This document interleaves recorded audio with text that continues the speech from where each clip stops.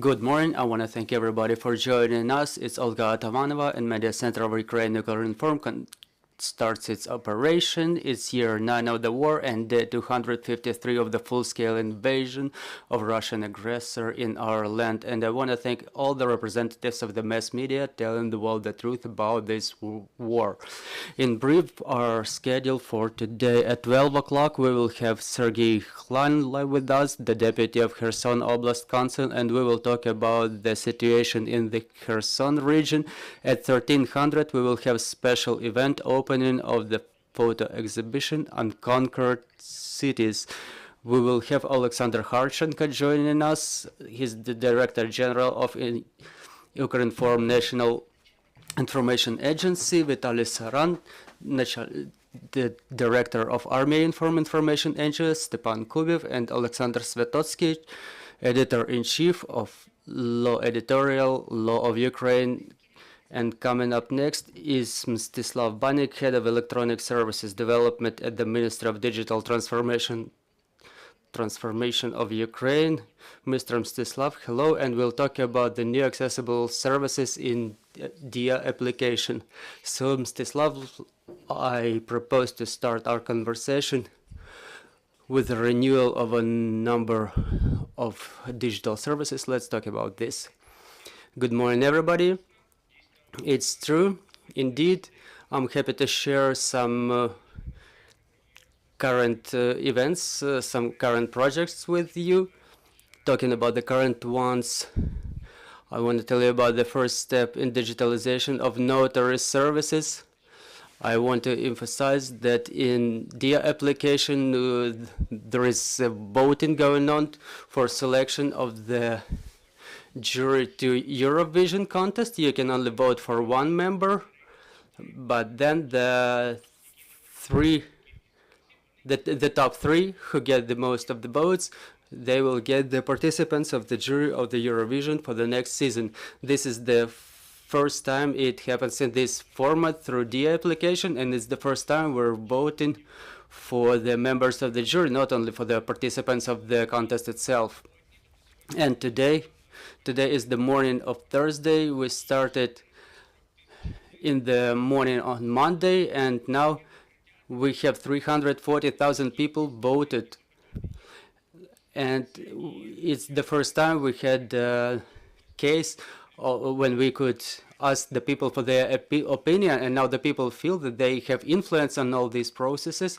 And obviously, in one way or another, it's one of the expressions of the electronic democracy, because democracy is a very broad notion, not only about voting in elections, but it's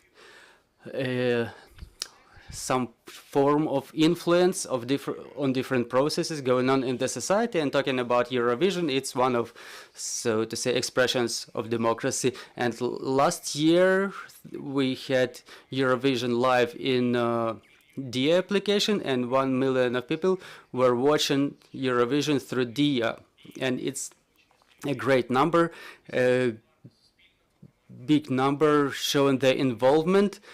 And the team of Eurovision team also understand that it's their means of communication with the people. I will proceed to other services in Diia.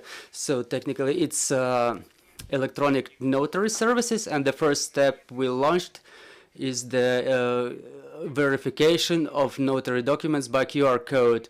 At the basic stage, it started in Kyiv. Then it will expand to other regions of Ukraine, and when there is one person who provides power of attorney or power of attorney for a car, and other person using this document has more freedom of actions. What I mean is this document will be issued with a QR code. Say this power of attorney, it can be on a notary letterhead, but in case of absence of the letterhead, it's not a problem anymore, because QR code will give an opportunity to check this document in the system. So if a person comes to a bank or to a different notary, they give this document with a QR code which is being scanned by that other notary or other employee, and with the same as with the copy of the passport, there is a request to Diia application to confirm this, and you just share it. You just share this copy with other person, and that's it. No chances of counterfeiting, no problems. No problems if there is no notary letterheads.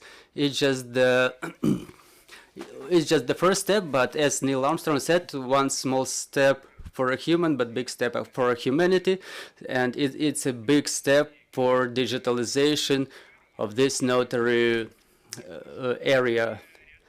Also, we have a number of services we're currently working on now, and we're getting prepared for beta testing of the services for internally relocated persons. The change of place of registration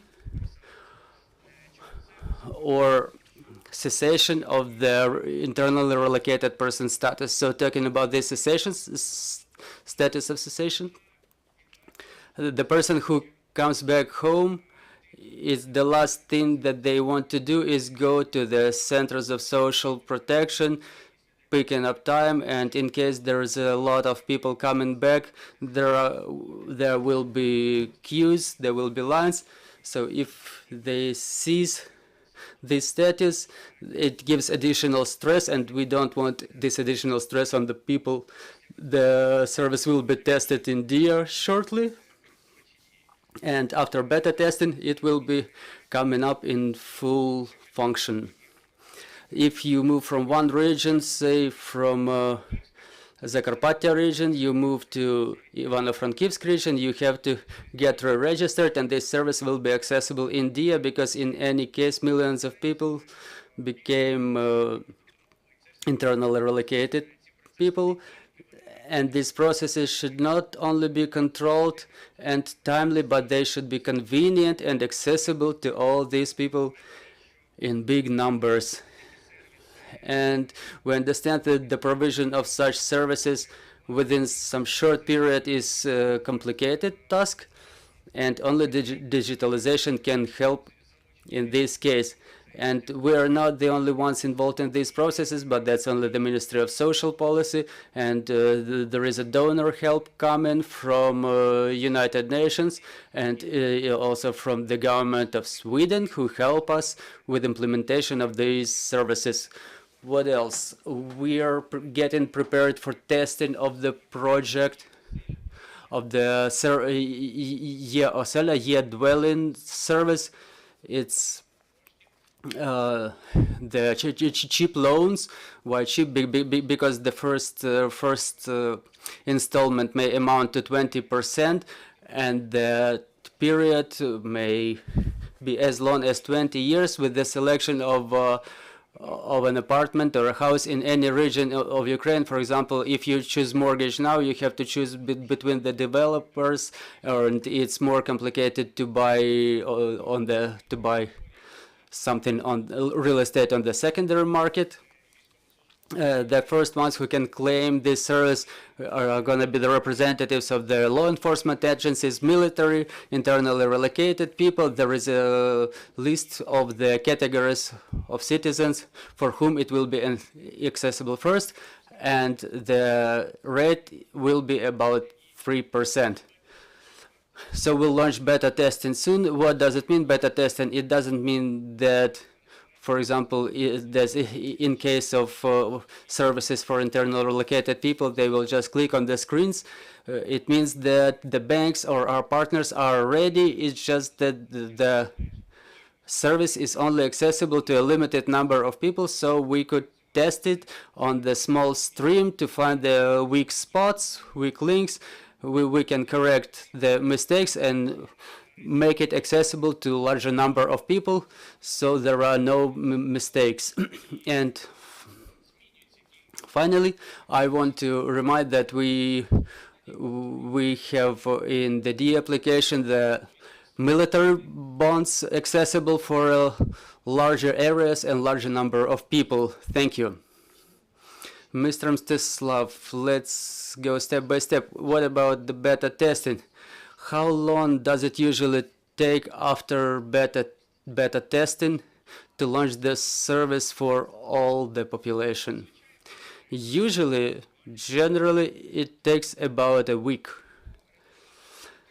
By the results of the week, we see if everything is all right, and we can open the service for all the citizens. But in case of necessity, we can do some additional processing and then launch it for everybody. As to the notary services, are we going to see the notary document just in the same way we're seeing passports and other documents as per the list, or is it only going to be possible to generate the QR code to be shared?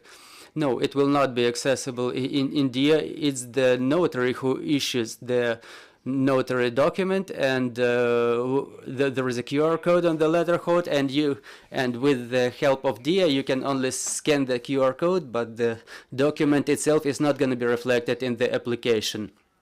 As to the voting, how long will it take for our people, and do you plan to launch the online air of Eurovision as it was last year? It will still be live until the one more week, and we want to discuss future votings and live air through Diia as well. Let's remind all those who watch us, there is a function in Diia where you can watch TV or listen to the radio, because it's a very important option under conditions of power shutdowns and energy saving means. Can you please tell us something else about that? Thank you for reminding this about the television and radio that you can watch and listen through Diia. We launched it in the end of February because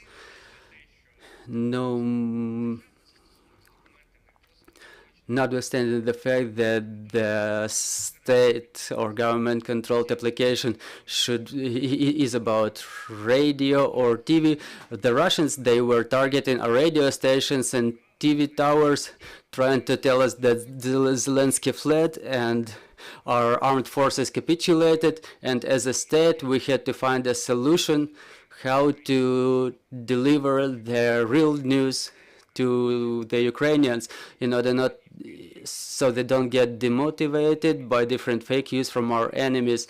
And this is the way how we launched it in partnership with Megago along with the radio. Why radio? Because when you sit in a shelter, when you have bad internet, there is slow speed, you cannot load the video stream, but you can listen to the marathon. We expanded the number of services. We just went out of the TV marathon framework. We have musical channel and culture and channel and even children's TV as well. Why? Because when there is a family with a child in the sitting in shelter, it's easier to give a child a telephone to get them busy with something. And at the moment of the invasion, we had about 16 million users in total. And while in Megago or YouTube, you could watch marathon one way or another, honestly, if we talk about the largest cover among the Ukrainians, if you want that a Ukrainian watches a marathon in Megago even free of charge, they should have experience of how to get this application, how to get there. But talking about Diia, 16 million people had it installed already, and it was easier to give them this video information. It was 16 million. How much is it now? Now it's 18 million and a half. Dear colleagues, your questions, please. I have a small question. What was the amount of money Ukrainians spent on military bonds, and do you intend to add more of them? Was the trend, do Ukrainians buy more of them now or less? What is the tendency? The military bonds are being bought on a regular basis, And talking about donations, yeah, as soon as there are shellings or missile strikes, the dynamic grows immediately. So as soon as there is an additional threat, the number of donations and procurement of military bonds grows immediately. And as to the emergence of the new ones, yes, there will be another issues. And as soon as the number of obligations gets bought out, there is a new issue. Diia, I want to remind you that Diia doesn't sell it by itself. We have Bond.ua and Ukr among our partners who actually are the sellers of the bonds. So in order not to get into the different websites to look for them, we open this option in Diia. So I'm opening this information right now to give you the exact number. The number of the bonds sold, military bonds sold, were sold in the amount of more than 80 million hryvnias. So if it costs like 900 to 1,000 hryvnias, it means that it was more than 80,000 of them sold. It's the same situation with the cover as we talk about the TV stations and radio. There are partners, there are banks who sell the obligations, their bonds, but the accessibility of this service for the large number of average Ukrainians, it gives more options through Diia, while we are integrated with a number of the sellers of the state bonds. It gives more choice to larger number of people. Dmitro Donetsky, Bomyu, and Mr. Mstyslav, I have a couple of questions. There is a specification. Is it Ukrgazbank who cooperates in the program of eOselia eDwellin? And what was the selection? What was the focus group for this beta testing? Was it random or people knew that they get this opportunity? If you're talking about eOselia, it's not the way it works. We announced the public beta testing. We published the website where people who comply with the criteria, they sign up and get an email with the instruction, and they take place. So how many people can get signed up? For eDwellin, we will gather about 1,000. And also, can you tell me, the military bonds started very good. Don't you expect to expand this service to, say, shares and stocks? This is not the first time we're getting this question, but actually no, because military bonds is the support to the army, and stocks is a little bit different area. Also, can you please tell us, you mentioned this subject of electronic voting. I understand that sooner or later we will be getting this, but I want to put this question in a correct way. When, in your opinion, is Ukraine going to be able to do the full-scale electronic voting, electronic election? I understand that it will be after the war. Well, I understand that there is a technical component, first of all, and to some extent it's well, maybe the most complicated, because any technical process, even absolutely new, it can be broken down into steps in the same way that we launched the first digital passport. We just broke it down into a number of components and we solved this. But first of all, there is something more important, like the trust of the people to instruments like this, and we cannot say about the launch of the electronic elections before people will have 100% trust in the results of such voting. Then there is a regulatory component, because we need to change the legislation, and it should be decided by the parliament. And then as soon as this change takes place and the Central Elections Committee will implement this service, we will be able to talk about some specific periods, specific terms. But it's not that I'm hiding something. I'm not trying to prevaricate, but in any case, the digitalization of any services in terms of electronic services, it's always more transparent and more convenient, and the accessibility and is better. Even the example with what was happening right upon the full-scale the invasion, the occupied areas where the warfare is active, the only way of delivering the government services was only through Diia, because you cannot open an offline office there. That's why I think is the question for all the world. It's just a matter of time, and we'll see what will be happening after the war, when we change the priorities from military missions to civil ones. Mstyslav, we have another online question. How will you cooperate with Eurovision, and do you plan another vote?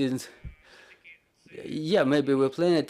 Those are the joint resolutions which should be discussed later after the completion of this voting and the satisfaction with the results, and further on we will be able to plan some further steps, because it's not about Diia or Ministry of Digital Transformation whether we should launch digital voting, but is the Suspilne Television who comes to the Ministry of Culture and Information Policy, and Nukib who comes to us directly, and we collectively start to launch this process. Another question: what are the social services provided through Diia and actual during the war?